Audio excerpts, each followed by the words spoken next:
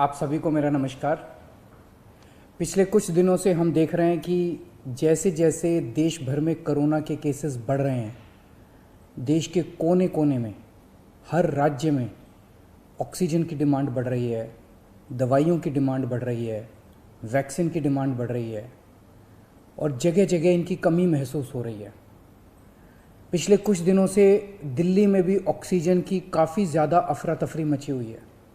कभी इस हॉस्पिटल में ऑक्सीजन की कमी हो गई, कभी उस हॉस्पिटल में ऑक्सीजन की कमी हो गई, इस हॉस्पिटल में 2 घंटे की ऑक्सीजन बच गई। मैंने खुद रात रात भर अस्पतालों में ऑक्सीजन का इंतज़ाम कराने में गुजारी है कि कहीं किसी अस्पताल में ऑक्सीजन की कमी से कहीं मौत नहीं हो जानी चाहिए। केंद्र सरकार हर राज्य को ऑक्सीजन का कोटा तय करती है। देश भर में जितनी भी ऑक्सीजन बनती है, केंद्र सरकार तय करती है कि इस राज्य को इतनी ऑक्सीजन मिलेगी, इस राज्य को इतनी ऑक्सीजन मिलेगी। अब दिल्ली को कितनी ऑक्सीजन चाहिए? दिल्ली सरकार ने अपना एक एस्टिमेशन लगाया जिसके हिसाब से दिल्ली को रोज़ाना 700 टन ऑक्सीजन की ज़रूरत है। केंद्र सरकार ने हमारा कोटा कल तक 378 टन तय किया हुआ था। ये कोटा कल शाम को बढ़ा के 480 टन कर दिया है केंद्र सरकार ने। इसके लिए हम केंद्र सरकार के बहुत बहुत आभारी हैं। हालांकि हमें अभी और भी काफ़ी ऑक्सीजन चाहिए, लेकिन केंद्र सरकार ने जितना भी बढ़ाया है उसके लिए हम उनका बहुत बहुत शुक्रिया अदा करते हैं। अब केंद्र सरकार ये भी तय करती है कि जो आपके कोटे की ऑक्सीजन है वो कौन सी कंपनी देगी। जैसे दिल्ली में तो ऑक्सीजन बनती नहीं है, दिल्ली की सारी ऑक्सीजन दिल्ली के दूसरे राज्यों से, दिल्ली के बाहर के दूसरे राज्यों से आती है। तो केंद्र सरकार तय करती है कि फलाने राज्य की ये कंपनी आपको इतने किलो ऑक्सीजन देगी, फलाने राज्य की ये कंपनी आपको इतने किलो ऑक्सीजन देगी। मान लो राजस्थान की ये कंपनी आपको इतने किलो देगी, हरियाणा की ये कंपनी आपको इतने किलो देगी। तो केंद्र सरकार कंपनियां तय करती है कि किस कंपनी से दिल्ली को अपने कोटे की ऑक्सीजन आएगी। अब दूसरी समस्या यहाँ पे आ रही है कि ये जो कंपनियां जिन राज्यों में हैं, उनमें से कुछ राज्यों की सरकारों ने उन कंपनियों से जो दिल्ली के कोटे की ऑक्सीजन आनी थी वो भेजनी रोक दी। राज्यों ने कहा कि पहले हम अपने राज्य में इस्तेमाल करेंगे, दिल्ली का कोटा भी हम इस्तेमाल करेंगे, दिल्ली के जो ट्रक हैं वो जाने नहीं देंगे। लेकिन मैं केंद्र सरकार का और दिल्ली हाई कोर्ट का शुक्रिया अदा करना चाहता हूँ। पिछले 2-3 दिन के अंदर उन्होंने हमारी बहुत मदद की है, जिसकी वजह से अब ऑक्सीजन दिल्ली पहुँचने लगी है। जो जो दिक्कतें आ रही थी, हम लगातार पिछले 2 दिन से एक एक मिनट टू मिनट, मैं खुद, मनीष जी, मैं, हमारे सारे ऑफिसर्स केंद्र सरकार के लगातार संपर्क में थे। परसों रात को मुझे याद है जब जीटीबी हॉस्पिटल में वहाँ का ट्रक एक पड़ोसी राज्य से चलना था पर वो चला नहीं, जीटीबी ऑक्सीजन में आनी थी ऑक्सीजन, तो एक केंद्रीय मंत्री को हमने फ़ोन किया और उन्होंने तुरंत वहाँ पे बात करके उस ट्रक को वहाँ से छुड़वाया। हम लगातार संपर्क में हैं, एक एक ट्रक को अस्पताल पहुँचाने की कोशिश कर रहे हैं। हम सब लोग 24 घंटे काम कर रहे हैं, सोई नहीं है। हाई कोर्ट और केंद्र सरकार से जो मदद हमें मिली है उसके लिए तहे दिल से हम उनका शुक्रिया अदा करना चाहते हैं। जो कोटा हमारा बढ़ाया गया है अभी ऑक्सीजन का, उसमें उड़ीसा से काफ़ी ऑक्सीजन आनी है, तो बढ़े हुए कोटे की ऑक्सीजन को भी दिल्ली पहुंचने में कुछ दिन लग जाएंगे। हम कोशिश कर रहे हैं कि अगर हो सके तो हवाई जहाज के ज़रिए उड़ीसा के से ऑक्सीजन लाई जा सके।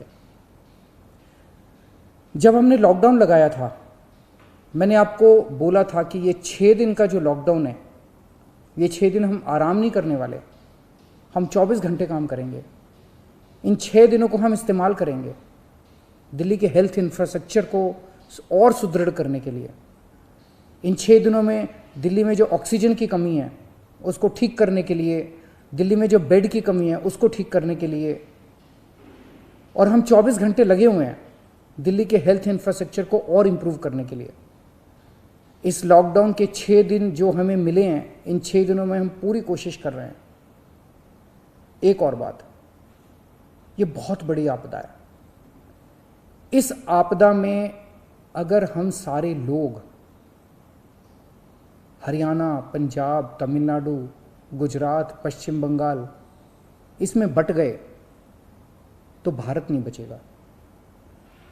इस वक्त हमें एक दूसरे की मदद करनी है, हमें भारतीय बनना है, हमें इंसान बनना है।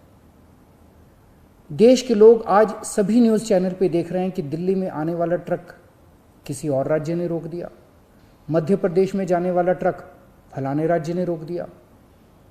ये तो ठीक नहीं है, लोग ये नहीं चाहते। देश के लोग आज ये देखना चाहते हैं कि दिल्ली ने किसी दूसरे राज्य की मदद कैसे करी, उत्तर प्रदेश ने किसी राज्य की कैसे मदद की। हम एक साथ मिलके आपदा से लड़ना है हमें, तभी भारत बचेगा। अभी तो समय ये है कि उत्तर प्रदेश वाला दिल्ली की मदद करे, दिल्ली वाला हरियाणा की मदद करे, हरियाणा वाला बिहार की मदद करे, बिहार वाला गुजरात की मदद करे।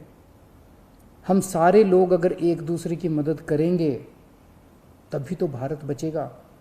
और अगर इतनी मुश्किल घड़ी में भी हम सारे एक दूसरे से लड़ने लग गए तो अगर भारत राज्यों में बट गया इस समय तो फिर भारत को कौन बचाएगा।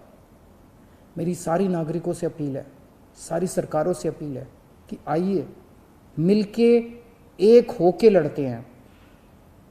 अगर हम मिलके लड़े एक मुट्ठी बनेगी, हमारे सारे संसाधन मिलके एक साथ इस्तेमाल होंगे, हमारी ताकत बढ़ेगी, हमारी शक्ति बढ़ेगी। और अगर हम बट गए तो फिर कोई हमें नहीं बचा पाएगा। मैं सभी राज्य सरकारों से कहना चाहता हूँ कि दिल्ली का मुख्यमंत्री होने के नाते मेरे से जो बन पड़ेगा, मेरे हाथ में जो होगा, आप मुझसे मांगिए, मैं दूंगा। पूरे देश की मदद करेंगे। अगर दिल्ली में हमारे पास ऑक्सीजन ज़रूरत से ज़्यादा होगी तो हम दूसरे राज्यों को ऑक्सीजन देंगे। अगर हमारे पास किसी दवाई की ज़्यादा मात्रा होगी तो वो भी हम दूसरे राज्य के साथ बांटेंगे। और जब दिल्ली में कोरोना कम होगा और किसी दूसरे राज्य में डॉक्टर्स की ज़रूरत हुई, हम वहाँ डॉक्टर्स भी भेजेंगे। हम सभी भारतवासी हैं, हम अपने देशवासियों की मदद करेंगे, सभी राज्यों की मदद करेंगे, क्योंकि ये बीमारी कोई बॉर्डर देख के नहीं फैलती। मैं उम्मीद करता हूँ कि इसी भावना के साथ हम सभी मिलके एक साथ, सारी सरकारें, केंद्र सरकार, सारी राज्य सरकारें, हम मिलके काम करेंगे, एक भारत बन के काम करेंगे कोरोना को हराने के लिए। हमें पूरी दुनिया के सामने दिखा देना है कि विश्व में सबसे ज़्यादा कोविड केसेस भारत में होने के बावजूद कैसे भारत के लोगों ने, यहाँ की सरकारों ने मिलके कैसे इस आपदा से लड़ाई की, कैसे हमने सारा प्रबंधन किया। भारत के लोग दुनिया को दिखा देंगे कि कैसे एक साथ मिलके इस खतरनाक बीमारी को हमने हराया। जय Hind. Subscribe now and press the bell icon. Never miss an update.